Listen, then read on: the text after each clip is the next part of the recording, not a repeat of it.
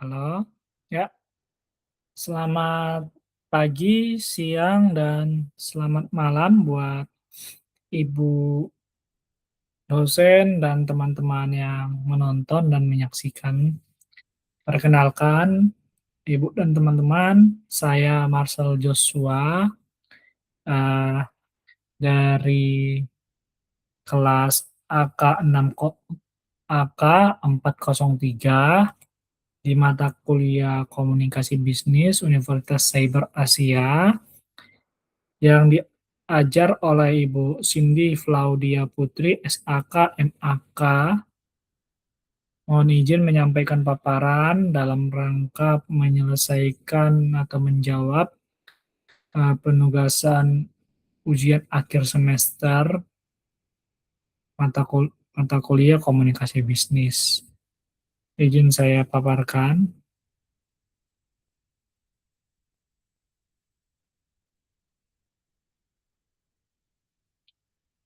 Oke,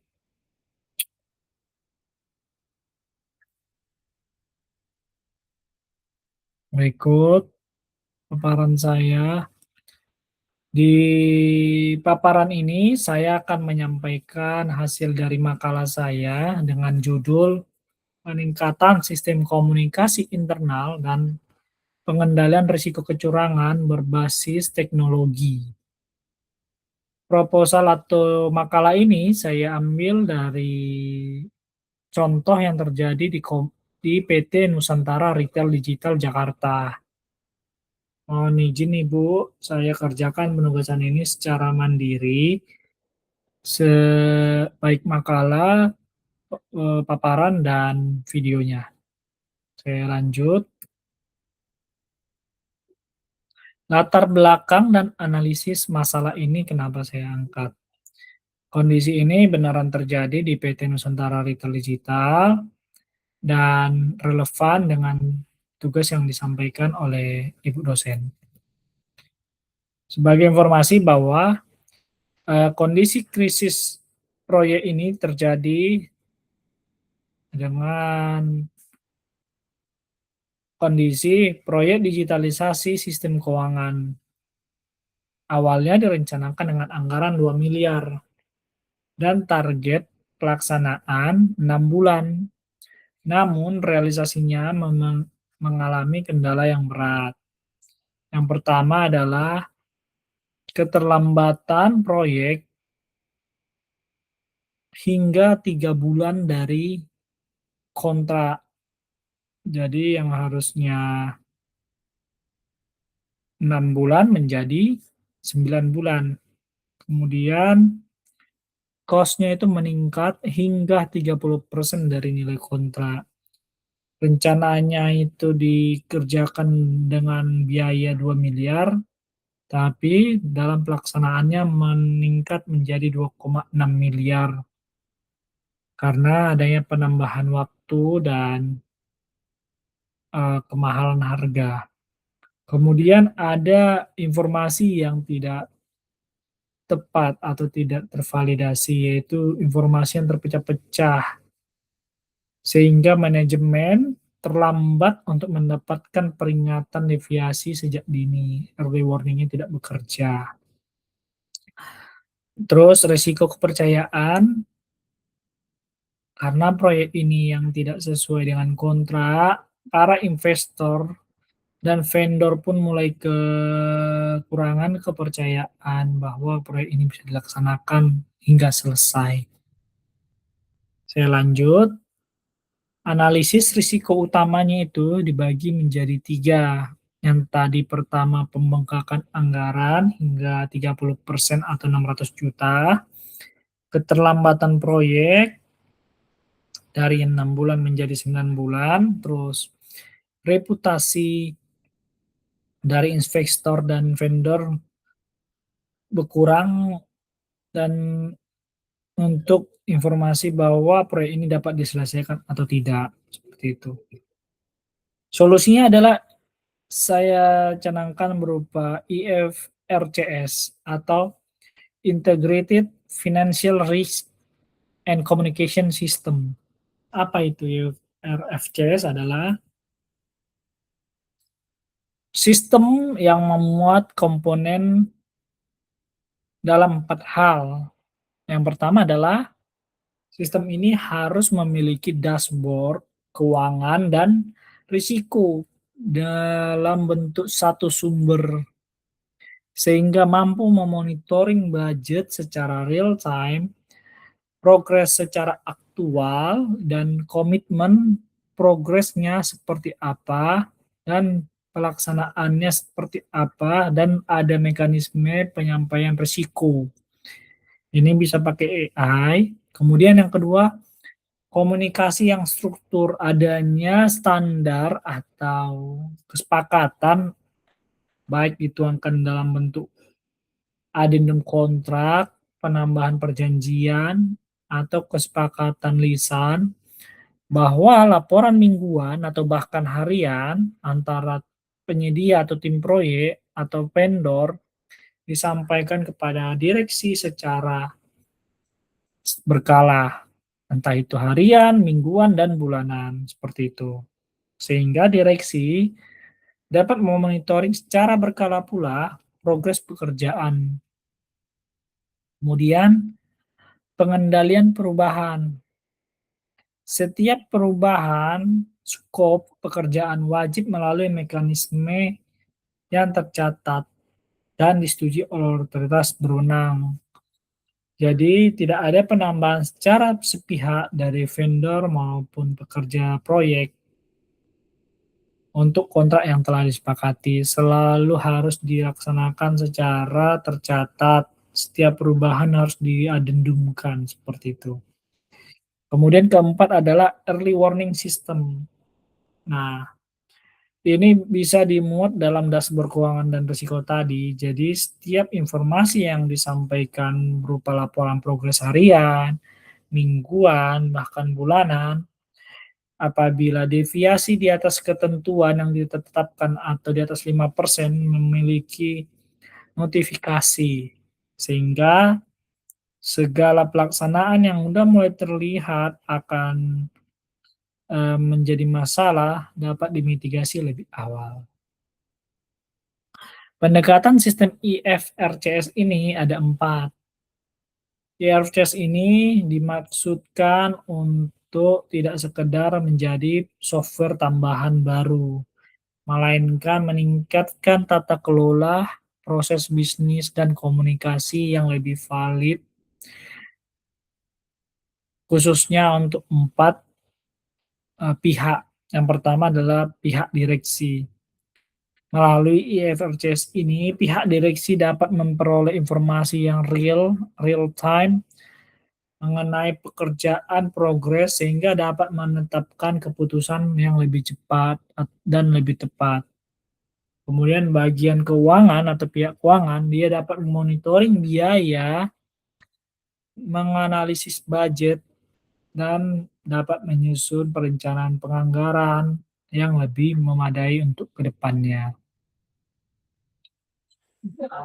Untuk tim proyek, dapat mengetahui bahwa pelaksanaan adendum terakhir, pekerjaan itu skopnya di bagian mana saja. Sehingga memitigasi pelaksanaan yang berlebihan atau yang belum disetujui oleh para direksi.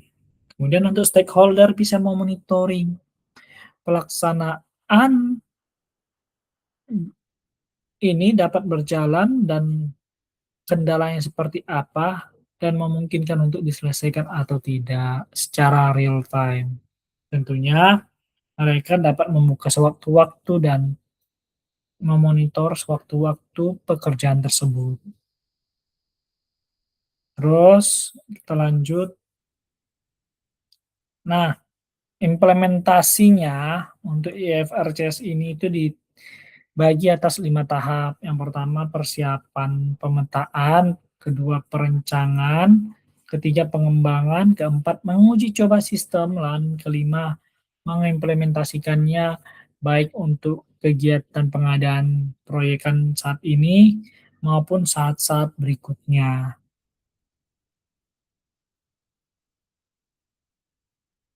Output-nya jelas berdasarkan kegiatan, ada yang persiapan itu output-nya itu pesta proses dan desain awal, terus untuk perancangan itu dokumen SOP dan sistem desain sistem, terus ada pengembangan itu prototipe awal dashboard-nya seperti apa, dan yang keempat itu dilakukan uji coba.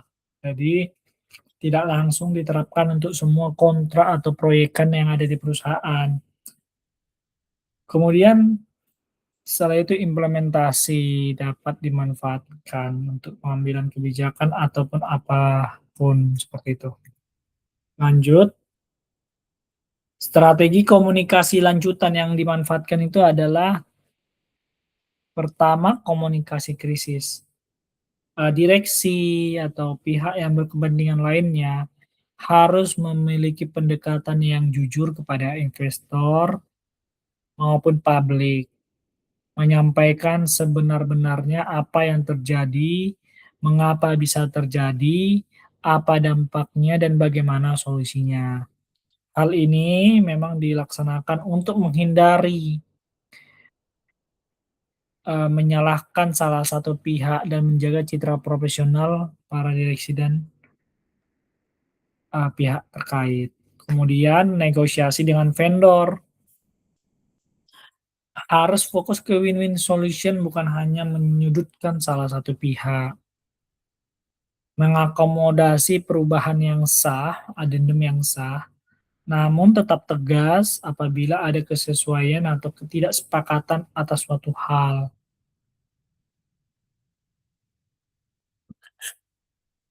Kemudian perbaikan kontinu, memonitoring perbaikan secara berkelanjutan. Sehingga strategi ini bisa dimanfaatkan untuk pelaksanaan kegiatan pengadaan berikutnya. Oke, terus kesimpulan dan saran itu adalah harus memiliki satu data yang valid dan memungkinkan untuk real time. Direksi harus menetapkan kebijakan tegas bahwa semua informasi proyek wajib bersumber dari dashboard ini yang terintegrasi untuk mencegah manipulasi, entah manipulasi progres pekerjaan dan manipulasi realisasi keuangan. Terus adanya mandatory approval baik digital maupun non-digital. Jadi setiap perubahan yang terjadi untuk setiap pekerjaan atau proyek harus direview secara berjenjang dari pelaksananya, kepala bagiannya, sampai ke direksi apabila perlu. Sehingga pelaksanaan perubahan ini dapat terakomodir dan sesuai dengan kebutuhan yang sebenar-benarnya. Terus transparansi yang berbasis fakta, komunikasi ke eksternal, baik investor maupun publik, harus betul-betul sesuai fakta. Karena kebohongan sekali yang terungkap dapat merusak kepercayaan untuk selama-lamanya. Seperti pepatah, gara-gara nila setitik, rusak susu sebelanga. Seperti itu. Berikut kita lanjut ke bagian skenario komunikasi krisis. Ini ada di dalam makalah saya, Ibu dan teman-teman. Saya sudah menyiapkan skenarionya seperti apa perbincangan atau komunikasi yang akan terjadi antara investor, direksi, dan lain-lainnya. Untuk yang pertama adalah skenario sebagai berikut.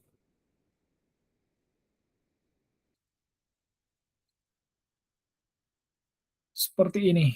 Saya tunjukkan dulu sedikit cuplikan video, kemudian nanti akan kita bahas di rekaman ini. Mohon izin, saya buka videonya sebentar.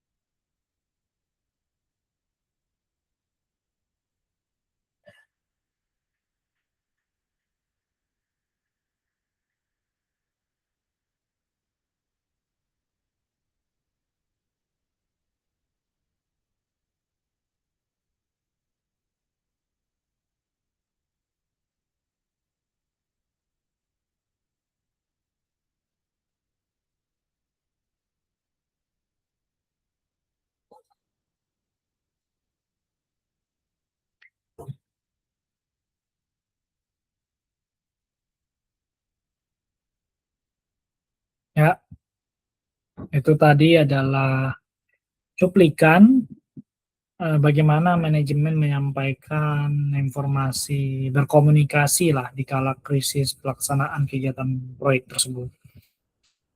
Kita bedah lagi di makalah saya disampaikan bahwa simulasinya sebagai berikut. Direksi menjelaskan kepada investor bahwa anggaran proyek meningkat dari 2 miliar menjadi 2,6 miliar. Maka direktur utama akan menyampaikan seperti ini. Kami menyampaikan secara terbuka bahwa proyek mengalami keterlambatan 3 bulan dan biaya meningkat sebesar 600 juta. Manajemen bertanggung jawab melakukan evaluasi dan memastikan biaya tambahan tersebut dapat dijelaskan serta didukung dokumen yang memadai dan valid. Tentunya investor akan menjawab seperti ini. Mengapa biaya bisa meningkat 30%? Apakah pengawasan tidak berjalan? Kemudian direktur akan menjawab seperti ini. Kami mengakui terdapat kelemahan dalam pengawasan. Ini adalah terutama dalam mengantisipasi perubahan kebutuhan sistem. Kami telah melakukan review terhadap penggunaan dana dan tidak akan membiarkan pembengkakan berlanjut. Kami juga memperkuat mekanisme approval dan monitoring melalui sistem yang kami usulkan dalam proposal ini. Manajer keuangan akan menyampaikan sebagai berikut. Dari sisi keuangan, kami telah memisahkan anggaran awal, tambahan pekerjaan, realisasi, dan komitmen. Dengan dashboard baru, direksi dapat melihat deviasi secara berkala sehingga tindakan korektif dapat dilakukan lebih cepat. Pola komunikasi tersebut menunjukkan bahwa perusahaan tidak menghindari kritik, tidak menutup-nutup informasi, dan manajemen mengakui kelemahan yang ditemukan, menjelaskan sesuai fakta, dan langsung menghubungkannya dengan tindakan perbaikan atau korektif. Kemudian ada simulasi antara negosiator dengan vendor. Perusahaan menyampaikan sebagai berikut, entah itu disampaikan oleh direktur atau manajer keuangan atau pelaksanaan pekerja yang membiayai pekerjaan ini. Kami mengakui terdapat perubahan kebutuhan sistem, tetapi keterlambatan juga menyebabkan tambahan biaya dan mengganggu target perusahaan. Kami mengusulkan vendor menyelesaikan pekerjaan tersisa tanpa tambahan biaya dan memberikan dukungan teknis setelah sistem berjalan. Vendor tentu akan menjawab sebagai berikut. Kami dapat menyelesaikan pekerjaan tetapi membutuhkan penyesuaian karena sebagian perubahan berasal dari perusahaan. Perusahaan akan menyampaikan sebagai berikut. Kami bersedia mengakomodasi perubahan yang memang dapat dibuktikan sebagai tambahan pekerjaan. Namun untuk pekerjaan yang sudah menjadi kewajiban kontrak, kami meminta penyelesaian tanpa tambahan biaya. Kami juga mengusulkan target penyelesaian 30 hari dengan monitor mingguan. Di sini perusahaan memang mencari solusi yang win-win, tapi tetap tegas terhadap apa yang telah disepakati. Vendor akan menjawab seperti ini. Kami menyetujui target tersebut dengan syarat akses data dan keputusan dari pihak perusahaan tersedia tepat waktu. Begitu juga vendor, mereka memang mencari win-win solution tapi tetap tegas juga. Sehingga perusahaan dan vendor setuju dan mencantumkan pembahasan tersebut dalam berita acara. Seperti itu negosiasi yang dapat terjadi dalam pelaksanaan kegiatan di perusahaan dan perusahaan, sehingga komunikasi bisnis ini menekankan bahwa tidak harus berakhir dengan salah satu pihak yang menang dan pihak lain kalah. Tujuan utama dari komunikasi bisnis adalah memperoleh kesepakatan yang jelas, dapat diukur, dan mengurangi risiko. Seperti itu paparan dari saya, Ibu dan teman-teman. Saya ucapkan terima kasih banyak. Apabila ada pertanyaan, silakan disampaikan di komen YouTube. Terima kasih. Saya tutup. Assalamualaikum warahmatullahi wabarakatuh.